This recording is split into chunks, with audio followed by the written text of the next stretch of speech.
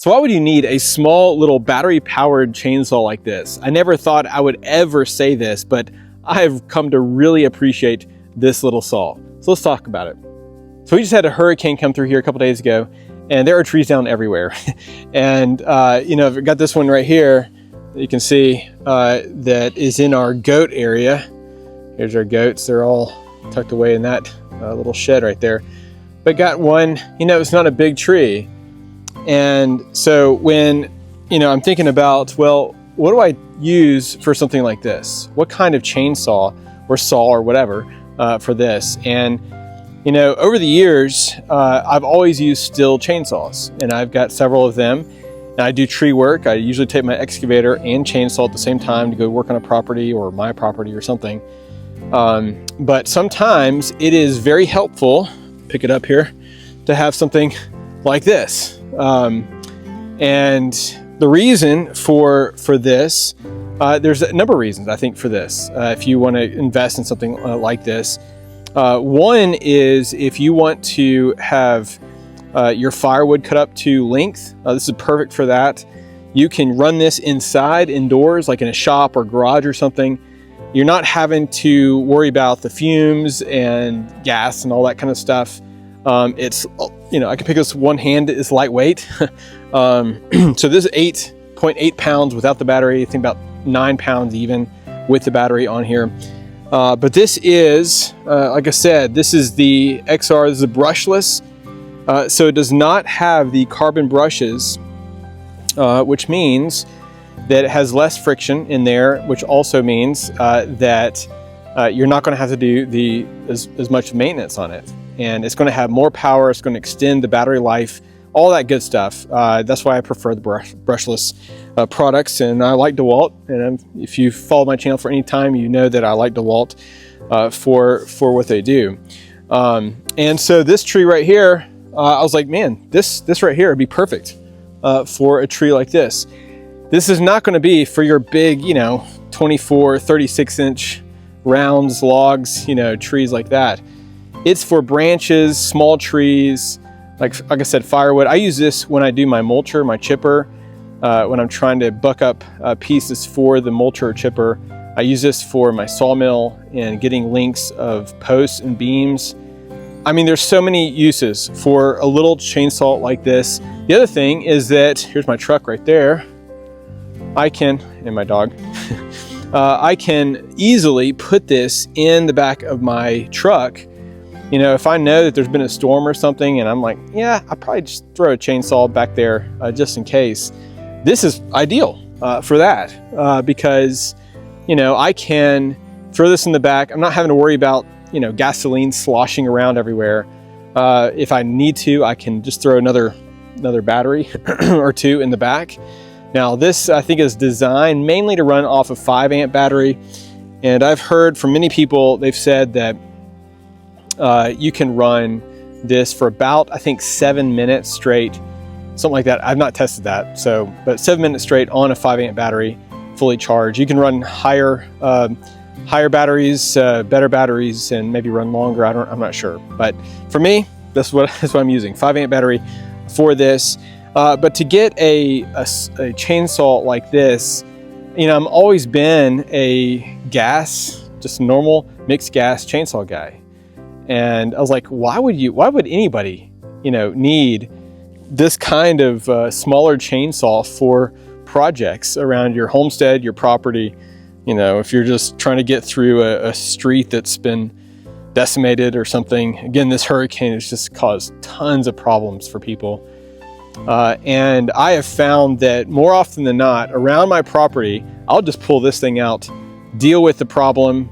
You know, not too long ago, we had a tree that fell over our driveway, couldn't get out. But it wasn't a big tree, it's probably 6-8 inches in diameter. This was perfect. Just very quick. I just pull this out, cut it up, no problem. It's actually a pretty decent chain. I think it's an Oregon chain that's on here. Super easy to operate. And the tension knob, I mean, they've really designed this well. There is one negative to this chainsaw right here, and that is it just leaks a lot of oil.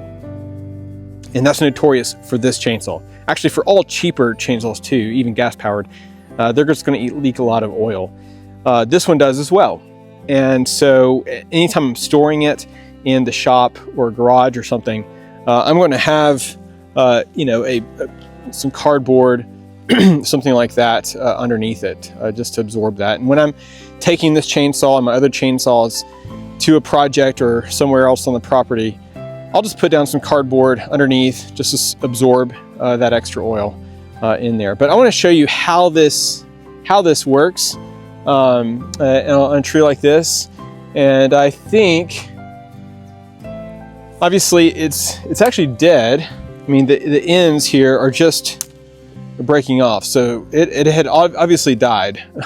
And that's why it fell over. But I definitely don't want this to hurt, and thankfully it didn't really. Just kind of push this gate off, this fencing off, that stake right there. So anyway, what I'll do, that T-stake. So what I'll do is I'm going to show you just a few things on this and cutting this up.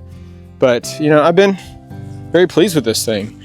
It's a great little chainsaw. Again, I think it's something that's helpful to have with you, certainly on your property, very fast. You know, if you don't want to deal with a very heavy, maybe even complicated, I know that, like I said, I use normal chainsaws all the time, but you know, for some people it's just overly complicated. Something like this would be helpful. Again, this is just 12 inches. I think they make longer ones as well. But if you can deal with that oil that leaks out some, then this might be a great option for you.